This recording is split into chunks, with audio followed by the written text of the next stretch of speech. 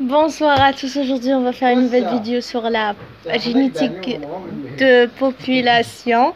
C'est l'exo 4. L'exo, vous allez le trouver dans le commentaire ou le lien de description. Vous pouvez arrêter s'il vous plaît. Donc vous trouvez l'exo sur le lien de description. Bref, ils ont dit dans une population à l'équilibre de Harry-Weinberg, donc c'est HW. Ils ont donné 3 cas. Le premier cas, deuxième cas, troisième cas. Le premier cas, ils ont dit 3 plantes à fleurs rouges. À fleurs rouges. Le deuxième cas, c'est 44 à fleurs roses. Et le troisième cas, c'est 55 à fleurs blanches. D'accord? Donc, la première des choses à faire, toujours vous faites l'énoncé de l'exercice comme ça. Puis, qu'est-ce qu'ils ont dit? La première des choses à faire, c'est le total. Vous devez calculer le total. Pour calculer le total, donc vous calculez le total de premier cas, deuxième cas, troisième cas.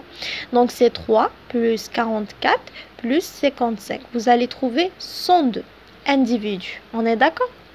Donc, on a trouvé 102.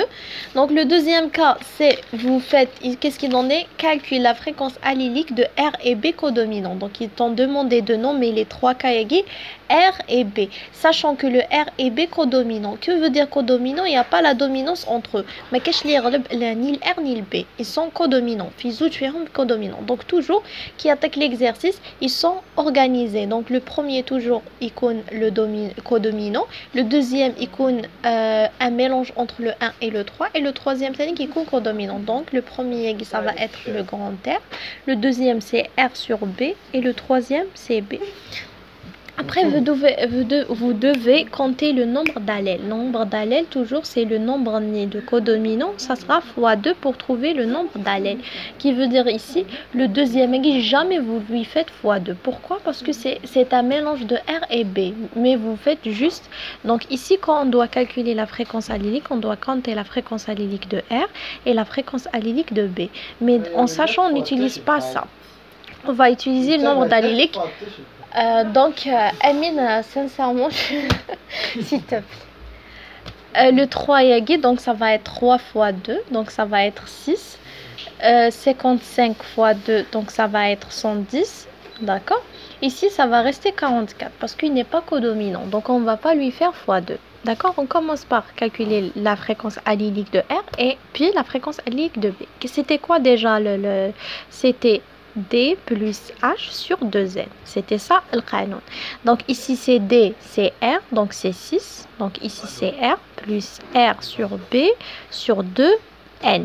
N c'est le total, ça c'est N.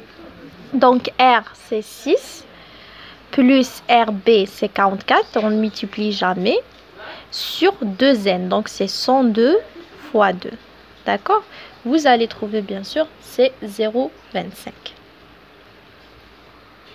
Après la fréquence allylique de B, c'est la même chose, à part que au lieu de R, on fait le B. Donc ça va être 110 plus 44 sur le total, c'est 204 bien sûr, qui veut dire c'est 102 fois 2, parce que 102 fois 2, c'est 204. Donc vous allez le trouver 0, voilà, donc c'était ça l'exo numéro 4. On a trouvé la fréquence allylique de R et la fréquence allylique de B. La première des choses à faire, c'est le total.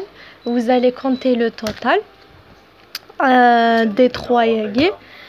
Vous devez aussi trouver le nombre d'allèles pour les codominants, qui veut dire le R et le B. Le milieu, jamais on le fait, on multiplie fois 2. J'espère que vous avez compris. Merci.